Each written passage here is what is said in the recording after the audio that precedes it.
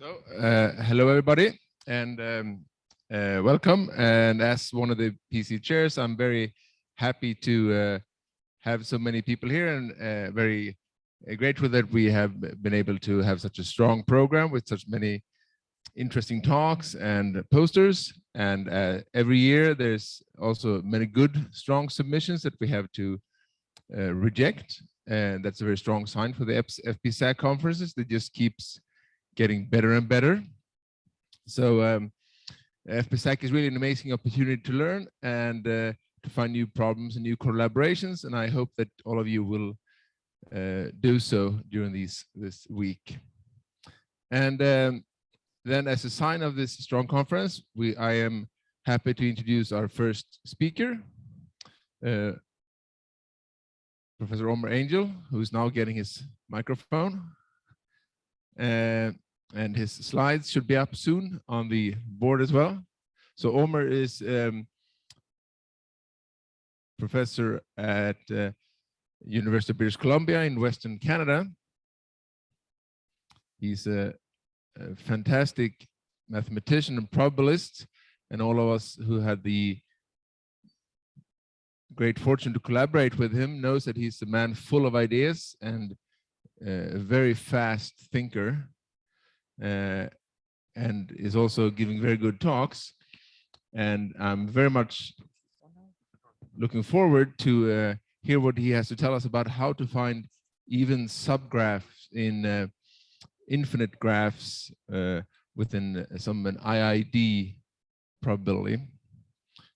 So, okay, are you ready, Omer? I think so. Yes, yeah. Good. Okay, so please welcome Omer Angel as the first speaker.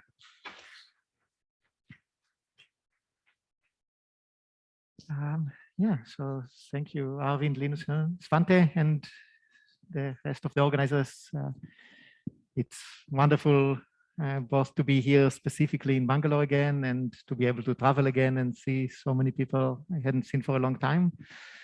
In fact, the very last trip I had before the pandemic was to Sweden, to the Mita Gleffler Institute, and both Svante and Arvind were there. So it's a bit of closure. Okay, so are my slides? No, they're not on yet. Yeah, so I should also mention, as the title of the conference is Formal Power Series and Algebraic Combinatorics, there certainly will be some power series and algebra and combinatorics in the talk, though not maybe in the sense that you think about. I am generally more a probabilist than a combinatorialist. So this means my background is different, and the things that seem obvious to me might not be obvious to you, and vice versa. So I do encourage you to ask questions and stop me if anything is clear, and if there are some things that I'm glossing over that should be explained, then let me know. There are some parts of the talk where I will certainly not be able to go into full details. So generally what I'm going to talk about is some work from the last couple of years about factors of IID in the context of some models of statistical physics. This is work with my former student Gourab, currently at Victoria, and Yinon Spinka, a postdoc at UBC. Okay, so basically the plan for this talk, the first section of the talk will be about even subgraphs of given graphs. The second part of the talk will be about factors of IID, the other big topic in the title, which is something that comes from ergodic theory. It's a concept that turns out to be very interesting and also has some relations to statistical physics, as it turns out. The third part will involve some of the motivations for looking at all of those things. So I'll discuss several models of statistical physics, and I will define those fairly quickly, but I'll try to give you all the necessary definitions. And this is also the main motivation for us for looking at random even subgraphs. And finally, I'll finish by saying how we can reconstruct these even subgraphs. So yeah, okay. So this is obscuring the title. So I guess a lot of titles of the titles will be slightly obscured. I prefer to keep it on. If can people hear me with the mask? Yeah, if everyone can hear me, then I prefer. In a closed space with lots of people, I prefer to keep the mask on. Okay, so I'm going to start by talking about random even subgraphs. So what are even subgraphs? Is there a projector here? I don't know if the red dot is visible, maybe especially on Zoom, but okay, so we have some graph. This is just an arbitrary graph. And an even subgraph is just a subgraph, so a collection of edges, so that all the degrees are even. So you have degrees 0, 2, 4, all are even. That's the only constraint. So that's what an even subgraph is. And if you have a subgraph, well, if you have a graph, then any subgraph you can encode by 0, 1 on every edge. So 1 if an edge is included, 0 if not. So that means that subgraphs are naturally correspond to Z2 to the space of edges. And this gives us, thank you. That's, no, that's, I think there's more interesting things at the very bottom than at the very top. So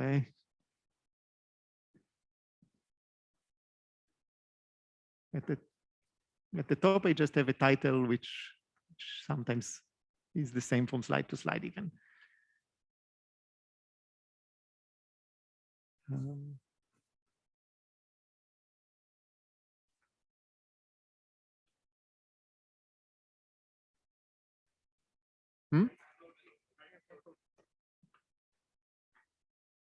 Hide floating meeting control. Yeah, excellent.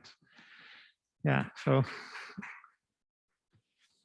okay, so yeah, the pleasures of being the first speaker. Yes, so okay, so subgraphs are in bijection with Z2 to the edge space, to the set of edges. What happened? So now the clicker.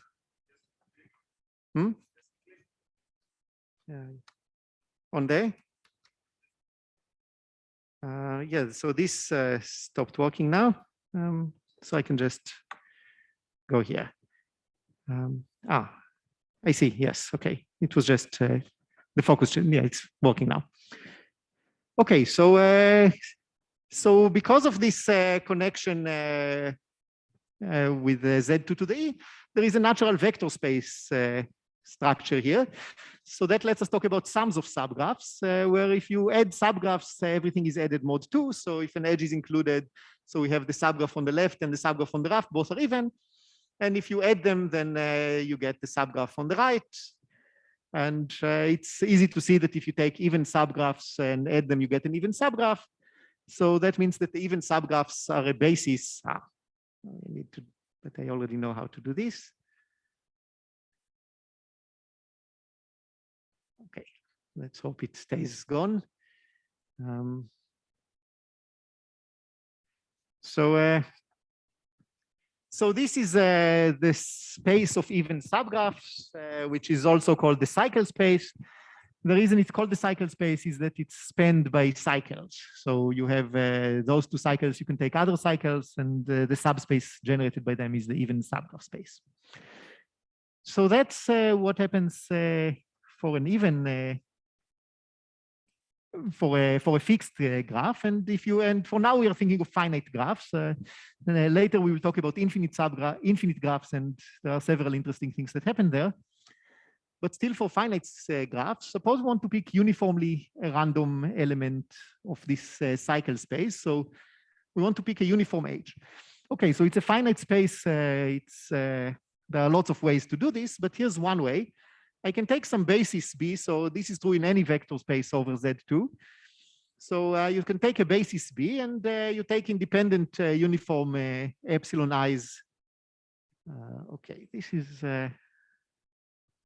is not going away permanently. Control Alt Shift H.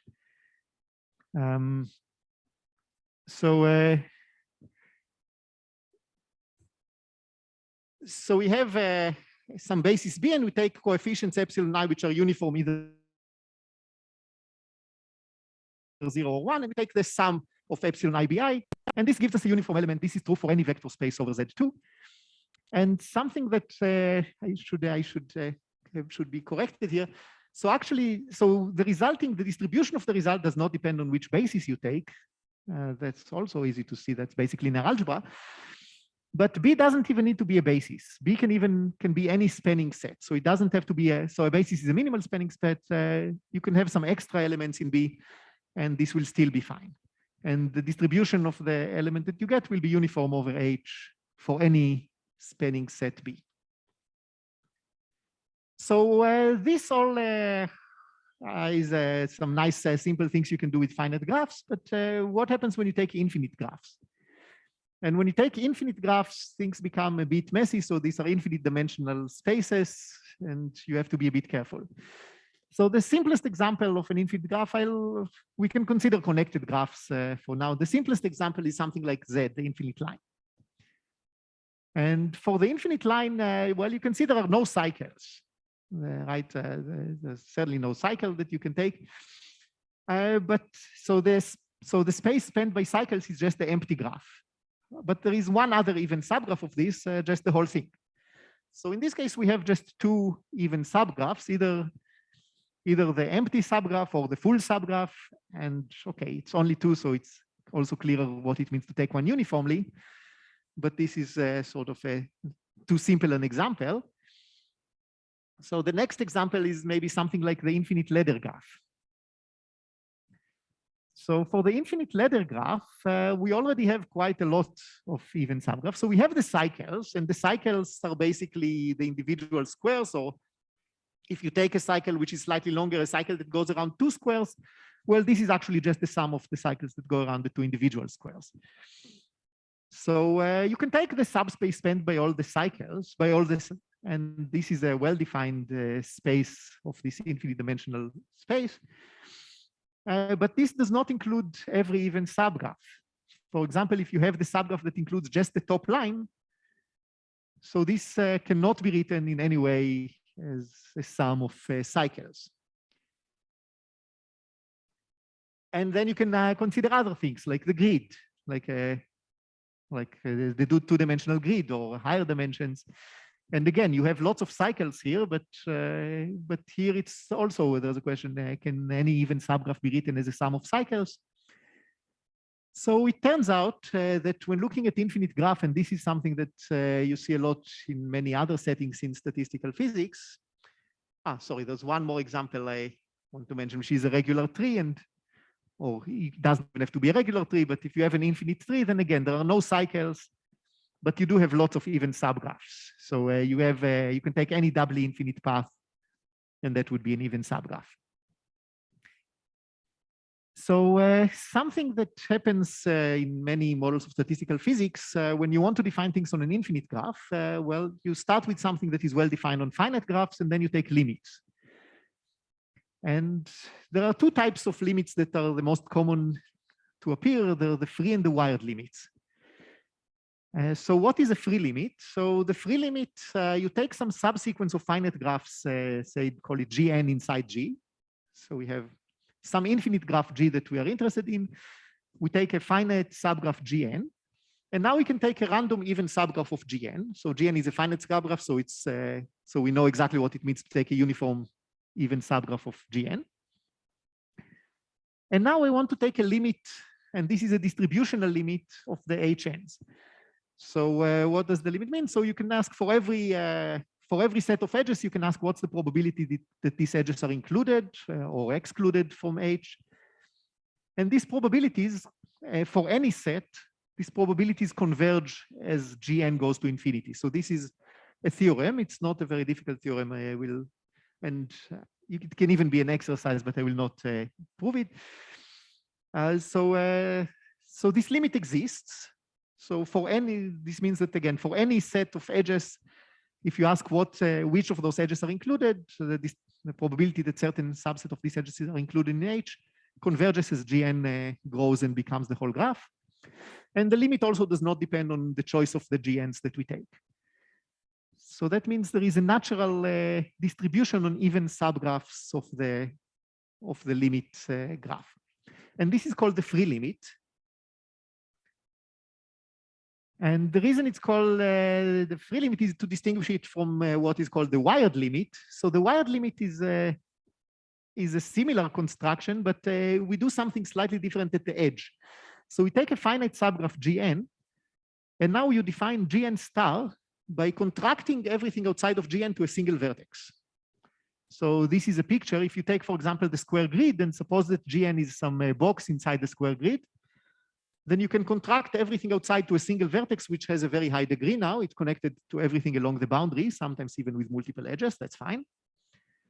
So this is a finite subgraph. This is a finite graph now. It's not a subgraph of the original one, but it is a finite subgraph. So we can talk about the uniform even subgraph of this Gn star. And again, so we can take uniform even subgraph Hn in Gn star and take the same limit as before. And this is called the wired limit. So wired because the boundary is all wired together to a single vertex. And again, same as for the free limit, the limit also exists. It does not depend on the choice of exhaustion. And this gives us two limits, two distributions on random even subgraphs of a graph G. One is the free limit, one is the wired limit. Now, sometimes they are equal, but sometimes they are not. For example, if you take the line Z, so I'll put maybe a few small things on the board. I don't know if is this visible on Zoom? Will this be visible on Zoom? Yeah, so for example, if you take the line Z, so if you take the free limit, so the free limit, you take just a finite interval, and this has only one even subgraph, the empty graph. So when you go to infinity, you just get the empty graph always. Whereas if you take the wired, so the wired one, you get one extra vertex and you get a cycle. So now you have two subgraphs, either the even or the empty or the full. And when you take the limit, you get with probability half the empty subgraph, with probability half the full line. So in the case of Z, the two limits are not the same. One of the free one is just always the empty graph. The full one is with half and half. But sometimes they are the same. So for example, for the square grid, the two-dimensional grid, so for the ladder, they are also not the same. For trees, they are not the same. But for the two-dimensional grid, it turns out that they are the same. And it can be a bit tricky in general to determine if someone gives you an infinite graph, is the free limit the same as the wire limit? This is not, it's something you have to think a bit about, depending on the graph. Sometimes it's easy, but not always. Now, since we were talking about these vector spaces, I should mention, so in some sense, you can consider those as uniform elements on the following vector spaces. So you can define the free even subgraph. So this is the subspace of subgraphs of the infinite G that are spanned by all of the finite cycles. So you have every finite cycle, they span the subgraph of this infinite dimensional vector space. And that's the free even subgraph space. The wired even subgraph space has additional spanning elements, included, which are doubly infinite paths. And so, okay, and those two spaces may or may not be different. So, so in the case of trees, for example, the free even subgraph space is just always the empty space, just zero, but the wired includes all doubly infinite paths. So it includes also sums of doubly infinite paths. So these are the free and wired limits. And yes, so, okay, so that's an exercise figuring out what happens on Z squared. And finally, one more comment before moving on to the next chapter. So I mentioned this construction, given a basis or a spanning set inside inside the space, you can generate a uniform element by taking uniform coefficient epsilon I and taking sum of epsilon I bi. So this also works for the infinite subgraphs. So and we'll come back to that later when we look at some specific examples. But you can take some basis for one of those spaces, take random coefficients 0, 1, and the sum gives you an uniform even subgraph. So that's a lot of background about even subgraphs. The next big figure in this talk is factors of IID. And this is something that comes from ergodic theory. It's a fairly significant notion. And let's start by thinking about two processes, xn and yn. So you have two random processes, xn and yn, indexed by the integer z. And we do assume, I did not write it, we assume these processes are ergodic, so invariant to translations and well, ergodic. So x is called a factor of y. If you can compute x as a function of y, so you can find some function phi so that if you apply phi to x, you get the process y. And phi needs to be translation equivariant. So what does this mean? It means if you take the process y and shift it, so you just shift everything by some distance, and you apply the function phi, then you just get, the result is just shifting the output of phi. So, and the special case of this, if y is just an IID process, so just independent and identically distributed values, just all independent, then x is called the factor of IID, so which we abbreviate FIID. So let's look at some simple examples. So one example, suppose yn is whatever process, xn can be the set of descents. So xn is 1 if yn decreases and 0 if not. So x is a factor of y. If y is IID, then it's a factor of IID. So the locations of descents in this IID sequence is a factor. Another example, you can take the maximum of 3 consecutive elements. So if xn is the maximum of those 3, or you can take larger windows, or you can take some windows of variable sizes, then this is again a factor. Another example, you can take xn to be 1. It's a location where y satisfies some condition. And you can take any condition you want, but the key property is that the condition should not depend on the location. So if you translate everything, then the condition should also be translated. So for example, here I'm asking that that if you move distance m away, then you increase by at most m. So these are points that are relatively large in some sense. And there's nothing special about this this example. So this is again a factor of the process y. And you can take any function that you like. Finitary factors are a special type of factor. And these are a factor which has the following property. So suppose you want to try to compute x at a specific value. So you want to determine x at a point 0. Then you start looking at y of 0 and y of 1 and y of -1. You start observing the values of y in some order. Doesn't really matter what order. And a finitary factor means that at some point, which might be a random time, at some time you can say, okay, stop, I've seen enough. And now I can tell you what is x of 0. So you don't need to look infinitely far. At some point, you say, I don't care about the other values, anything away from this, and I know what is x of 0. And if you want to compute x of n, then it's exactly the same because of the equivariance. So you just start observing values starting with yn and observing from there. And you will also at some point be able to stop and determine the value of x. So the first couple of examples I had before are finitary factors. In this case, even the stopping time is very small.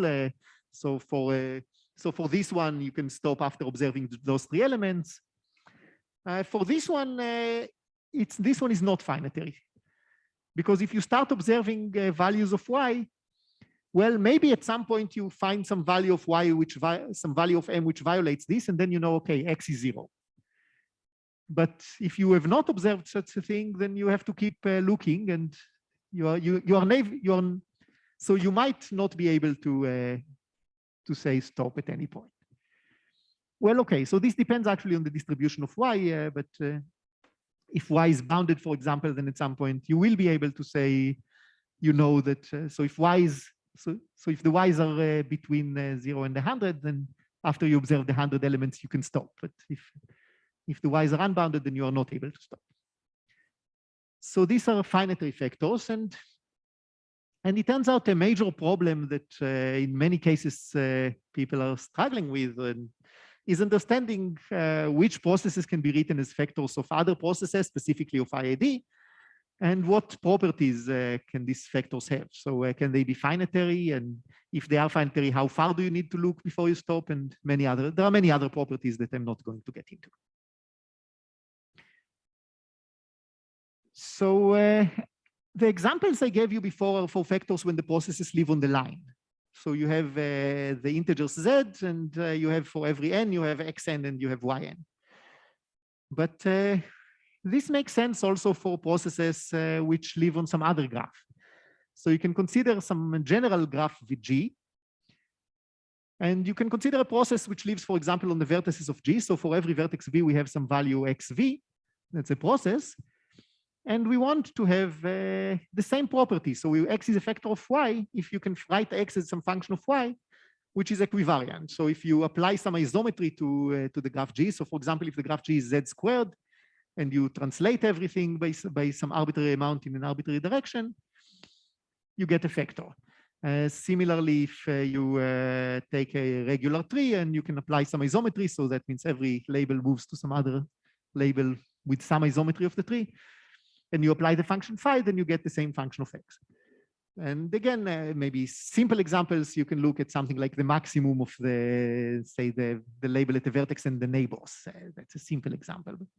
But there are much more complicated ones you can come up with. And the final comment, these processes, I write everything on the vertices, but sometimes we want to put randomness on the edges. That doesn't really make a difference. So let's look at some less trivial example. Suppose we take the square grid, and now we take what's called Bernoulli Percolation on that. So every edge is included with probability p independently of all the others. So I take here the blue edges are the ones that I include, and p is maybe 0.3 here. So you have maybe 30% of the edges on average.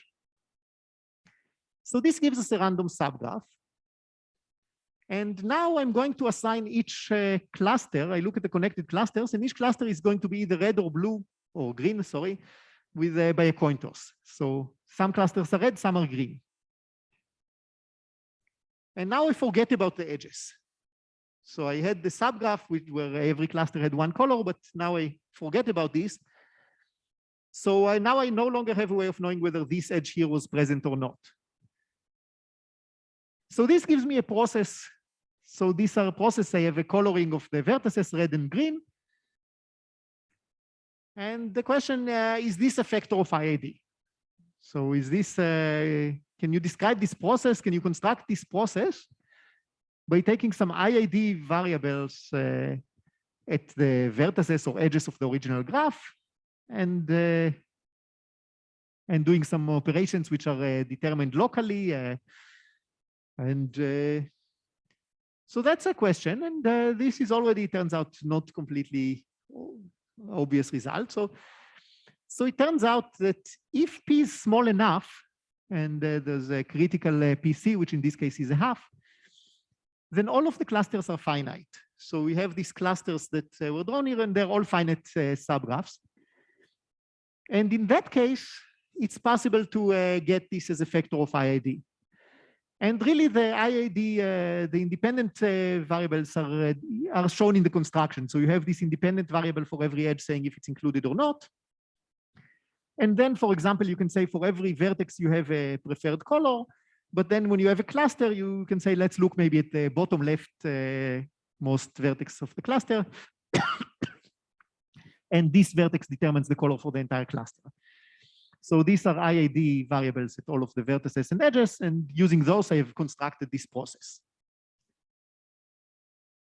But if you have an infinite cluster, and it turns out if p is greater than a half, then you do have an infinite cluster here. Then for the infinite cluster, you don't have any way of determining the color. There's no bottom left corner. There's no invariant way of choosing the color for this cluster. And in fact, in this case, it's not going to be a factor of IID.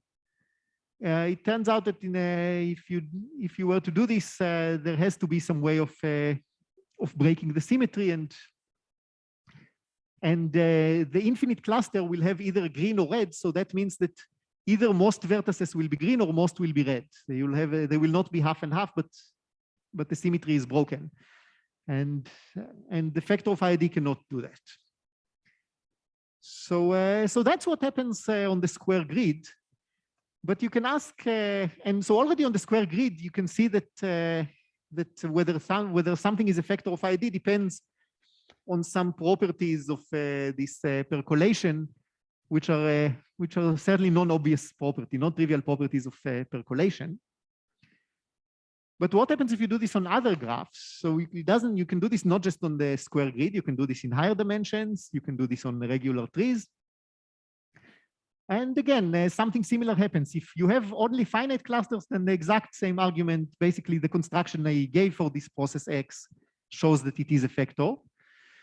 If you have one infinite cluster, and on ZD, for example, if you have an infinite cluster, there will be only one, then the same sort of argument shows that this is not a factor of IID. But then what happens if you have infinitely many infinite clusters? And for example, on the regular tree, you have infinitely many infinite clusters for some values of P. And in that case, we do not know. And this is open in general for this specific model. So that's this somehow shows that whether a process is a factor of IID depends on some delicate properties of the process. Okay, and at this point, I'm going to move to a sort of a whirlwind tour of several models of statistical physics. But are there any questions before I move to that? Okay, so I'm going to talk about several models. I'm going to start with the Ising model. Going back to the 1920s, this is one of the most classical models of statistical physics, a model for magnetism. I will not go into the connections, but the configuration here, so this is a model which it can live on any graph. And you have some configuration, sigma, which has plus or minus 1 at every vertex. And if you have a finite graph, then it's defined as follows. So the probability of a configuration sigma is proportional to e to the beta times sum of sigma x, sigma y, where the sum is over all adjacent pairs. And beta is some parameter. It's called the inverse temperature. So what does this mean? If you have nearby vertices x and y, if sigma x is equal to sigma y, then you get a positive term here. So the probability of configurations where nearby terms are equal is higher. And if nearby terms are different, the probability is smaller. And how much higher and how much smaller depends on this parameter beta. If beta is large, then we really make a lot of effort to make nearby things equal, whereas if beta is close to 0, we don't care as much.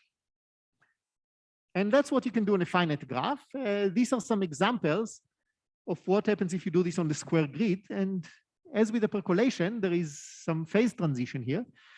So if beta is small, then you get something that looks roughly random. You get, the picture looks very similar to just if you toss a coin for every vertex. And when beta goes to 0, it's exactly just a coin toss for every vertex. Beta goes to 0 means all configurations are equally likely. There is some critical point where a lot of very interesting things happen, and this is certainly the most interesting part. I'm not going to talk about this. If beta is larger than beta C, then you get some clumping, and you get some large regions which have just one, either all, not all plus or all minus. Actually, you'll have inside this region of white, you have some island of black, and if you have a large enough island of black inside it, you'll have some islands of white. So it's not just a simple picture like that, but you get some, for example, you get very strong correlation. So you get the two vertices that are relatively far apart will still be significantly correlated. So that's the Ising model. And that's on a finite graph. On a finite graph, I told you how to define the distribution. But you can take an infinite graph, and on an infinite graph, you can take, again, free and wired limit. You can either take finite subgraphs with no boundary, that's the free limit, or if you have the wired boundary, you can think of having one more boundary outside. This is like a boundary condition. And if you have this external vertex, you put a plus on it, this is called the plus configuration. So mu plus is the measure that you get if you put a plus on the outside, mu minus if you put a minus, and mu f is if you put nothing on the outside. So again, these are the limits of what you get from finite graphs, where you put these particular boundary conditions on the outside. So for mu plus, it's a plus boundary condition.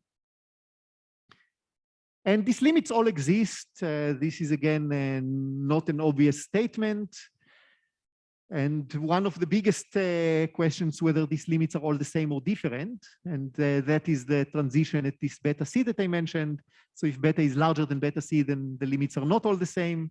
Whereas if beta is smaller than beta c, then the limits are all equal.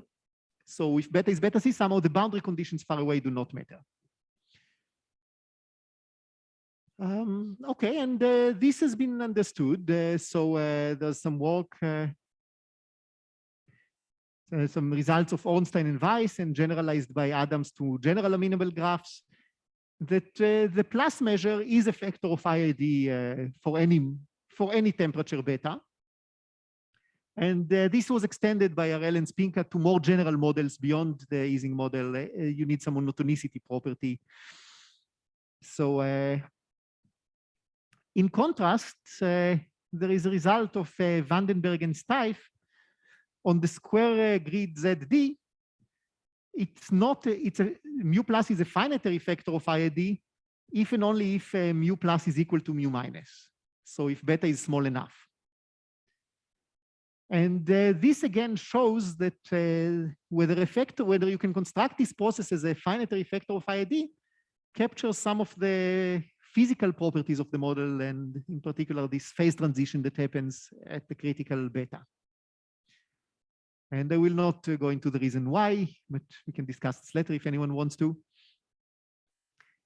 So that's the Ising model. And the Ising model, again, you can consider this on any graphs. So the most interesting graphs that have been studied historically are grids, two-dimensional, where there's a lot of magnificent mathematics has been done. That has a lot to do with Schramm and Smirnov's Fields medals even.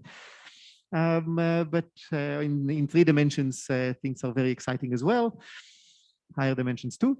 You can do this on regular graphs. And again, on regular graphs, mu plus is, okay, it's a factor of IID as we said, but it's a finitary factor sometimes, but not other times. There's several results here. The free one, again, sometimes it is a finitary factor, sometimes it is not a finitary factor. And even though on the tree, this is a relatively simple model, we do not even know where exactly is the transition for this to be a finitary factor. So there are several different transitions that happen here, and this is things that people are still trying to understand. There is still a gap where we don't know what is the answer, whether it is a finitary factor or not. Okay, let me skip this gradient teasing since in the interest of time. But I will tell you an important property of Ising. And this is the FK Ising model and the Edwards-Sokal correspondence. So if you have a finite graph, the FK Ising is closely related to Ising, is the following distribution. So you have a configuration omega, which is a configuration on edges now. And the probability of a configuration omega, so you have a factor of p for every open edge in omega, a factor of 1 minus p for every closed edge. So if you have only those two, then this is just percolation. You just have independent, each edge open with probability p, closed 1 minus p. But there is an extra factor here of 2 to the number of clusters in omega. And these 2 also can be generalized to a q, but for now, let's stick with 2. So you look at the number of connected clusters, and you prefer configurations with many connected clusters. So you tend to have more closed edges. And you can take free and wired limits of this. And these are phi f, phi w. And those are factors of IID. That's a result of Hagstrom, Jonasson, and Lyons. And in some cases, they are known to be finitary factors. In other cases, they are not. But again, I'm going to be moving on. But there is an important correspondence due to Edwards and Sokal, which connects this random configuration omega on the edges with the Ising model. And it's very similar to what we discussed earlier. So you have this random configuration of edges, maybe something like this. And you do exactly what we did before. Each connected cluster, you toss a coin and make it either +1 or -1, red or blue in this picture. And now you forget the edges. So if you take the FK Ising with this probability on the weights, with this probability on the configuration omega, and you apply this procedure, you end up with a +-1 configuration. Turns out what you get is the Ising configuration in the distribution is the Ising configuration with some parameter beta, which is related to P. So that's the Edwards-Sokal configuration. Now, okay, so time is running, so I'm not going to go into as much detail about what is the Lupo-1 model.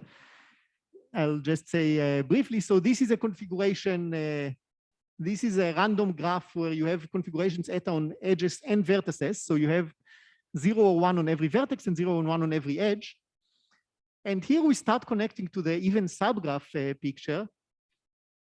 Because of this, this is the distribution that you get on finite graphs. So if you have a finite graph, the probability of a configuration, you have x to the sum of the edge weights, and you have y to the sum of the vertex weight. So you have a weight of x for every edge that has a 1, y for every vertex that has a 1. But we have an indicator that it's an even configuration. So what is an even configuration?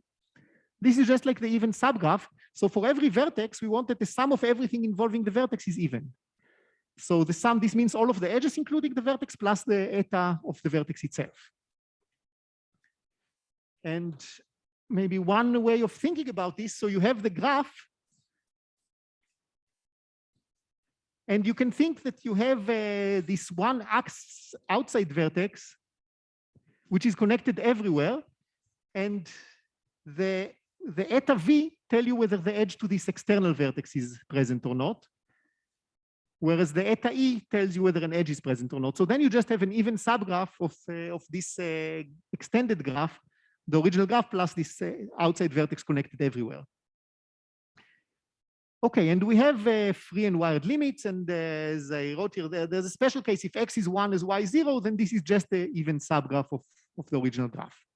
Since you have nothing on the vertices, and so you don't care how many edges you have.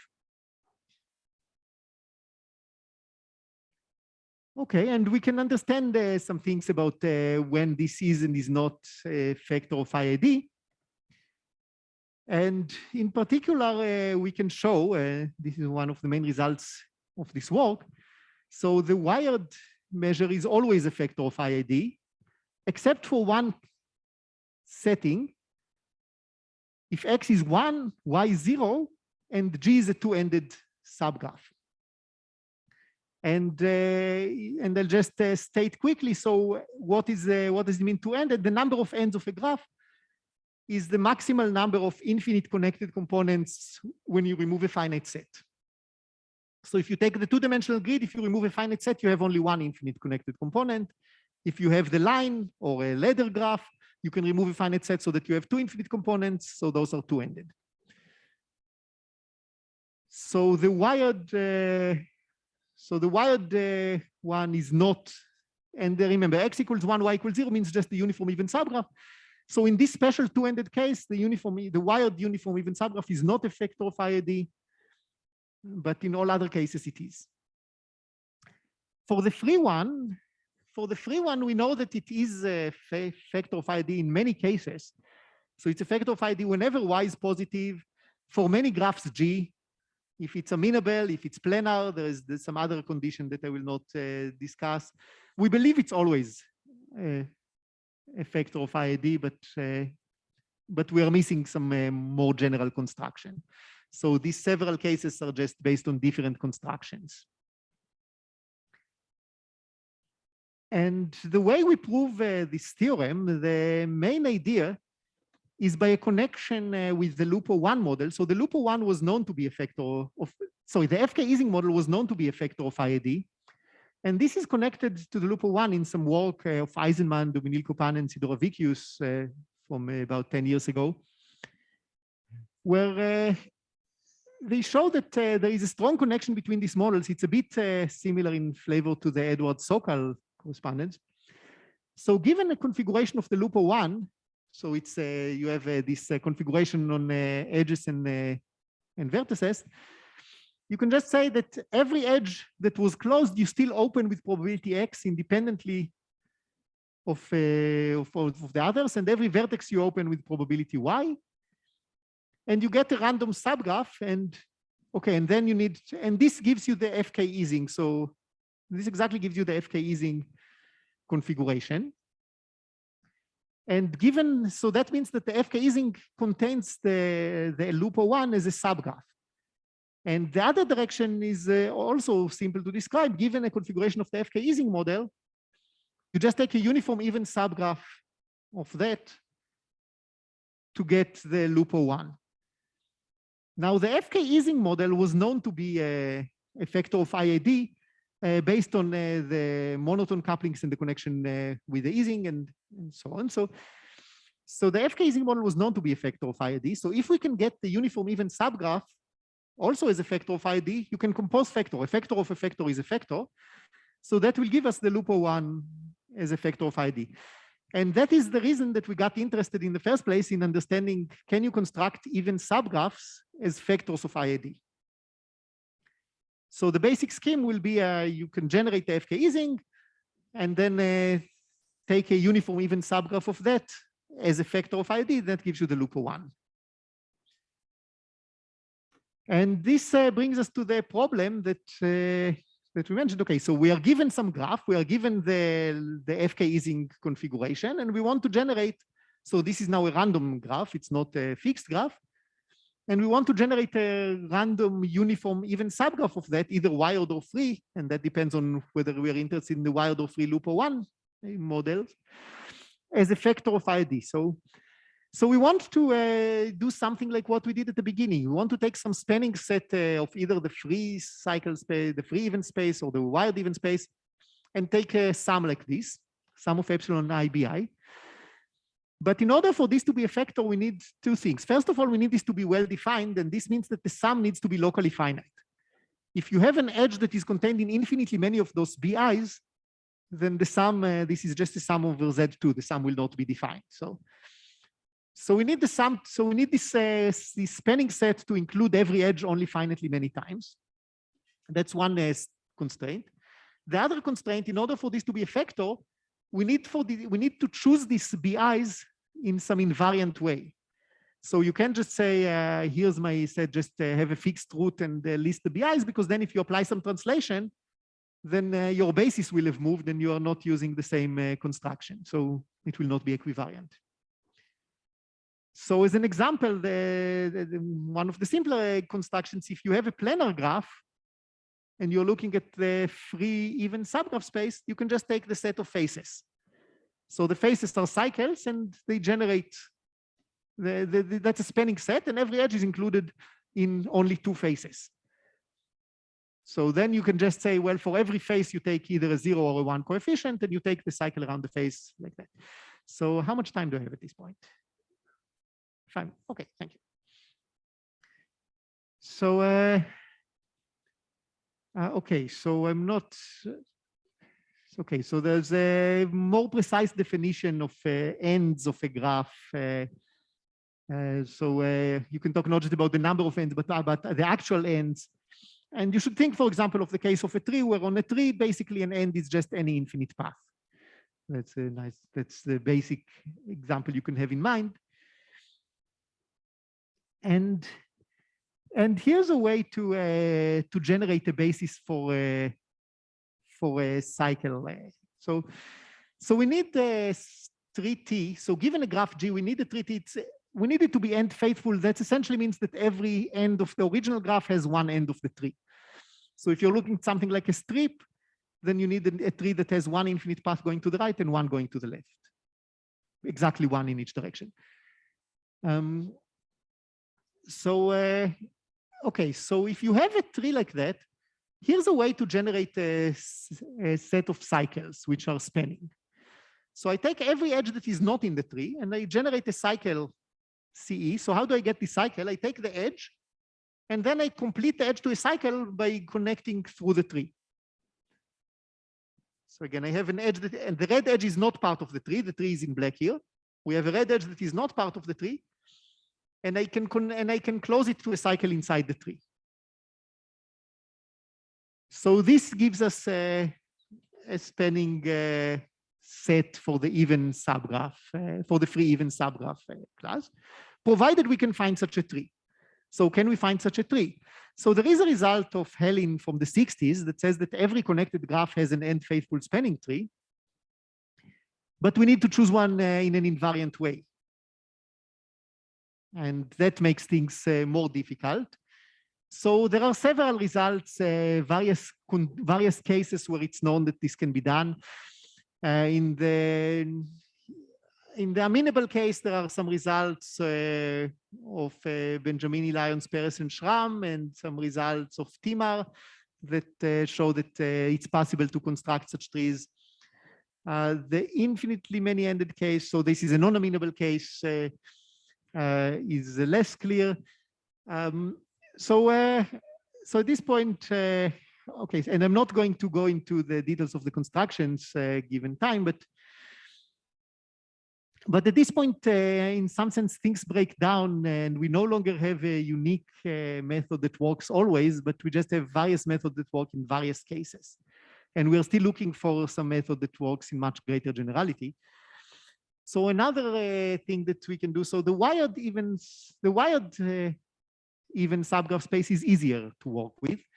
So for the wired one, it turns out that you can take a spanning forest with one-ended trees. So now it doesn't need to be a single spanning tree. We can have several trees. So it needs to be spanning. Every vertex is part of some infinite tree. And every tree has a unique path to infinity. So these are one-ended trees. So suppose you have such a spanning forest. So here's another way of generating a spanning set for this EW space. For every edge that is not in the tree, I'm going to define some cycle CE. So if the two endpoints of the edge E are in the same tree of the forest, then I just do the same as before. I have the cycle completing inside the tree. If the edge E connects two different trees, so I have the left tree here and the right tree here, and the red edge is not in the forest, but it connects to different trees, then I make it into a doubly infinite path. I just take the infinite path in the left tree and the infinite path in the right tree, plus the red edge. Okay, and I claim that these things give us a locally finite basis for the sample space. So why is this locally finite? Well, you can show if you have any edge, I claim that any edge only participates in finitely many of those CEs, right? If an edge is not in the tree, then it only participates in CE, so it's only in one. If an edge is inside one of the trees, then this one-endedness is needed. So if an edge is, so if you have an edge inside the tree, then you have this is some finite configuration, and here you can go to infinity. But because the tree is one-ended, then on one of the two sides of the end, you have only a finite set. So in order to get that this edge E is contained in CE, this only happens if the edge E is an edge that connects like that, either like that or an edge that connects this part to some other tree. So you only have finitely many edges for which this edge here is contained in CE. So it's locally finite. And again, there is a question, can you construct such a spanning forest as a factor of IID? And again, I'll finish with this. The answer is yes. And in fact, there is something called the wired uniform spanning forest. And in many cases, in any unimodular graph, this is such a graph. And this is a factor of IID which is proved by using the cycle popping construction, which related to Wilson's algorithm. And again, there's a lot more going on behind here, but I think this is where I'll stop. So thank you. Thank you very much.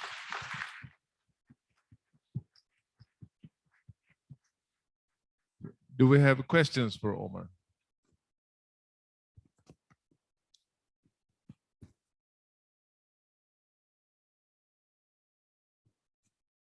Yes, there's a question here.